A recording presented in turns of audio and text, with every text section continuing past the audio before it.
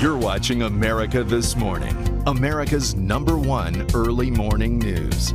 North Korea has drawn a bullseye on America. Its leaders have issued a direct threat that they will soon test a nuclear weapon and a long-range rocket aimed at the U.S. There are signs that a nuclear test is in the works, and we know their missiles can now reach Hawaii, but it doesn't appear they can combine them yet.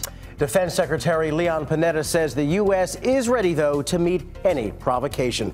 So how's all of this going over in that region? ABC's Gloria Riviera has just arrived in Seoul. And Gloria, how concerned for a second are the leaders in South Korea? Rob, here in South Korea, there is not panic yet, but there is serious concern. Yesterday, it was the U.S. Today, North Korea directed its threats in this direction. North Korea warned there would be, quote, strong physical countermeasures against South Korea if it takes direct part in the tougher U.S.-backed sanctions recently passed at the UN.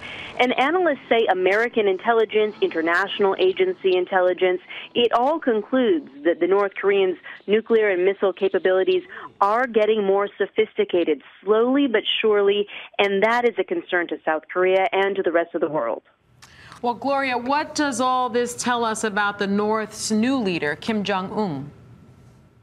Sunny, you know, with a new leader, there's always a bit of hope things will be different. Of course, his father, Kim Jong-il, was caught up in a cycle of threats and then tests and talks about denuclearization, then walking away from the table. It looks as if Kim Jong-un, the new leader, is following in his father's footsteps, unfortunately. North Korea appears to have turned its back on restarting six-party talks. The one country with an influential card to play here is China, North Korea's one ally.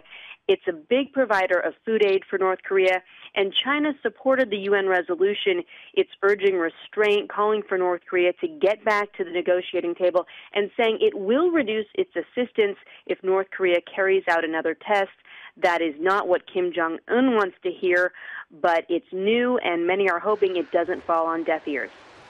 A provocative action, certainly with the eyes of the world now, again, on that country. ABC's Gloria Riviera live for us in Seoul, South Korea. Thanks, Gloria.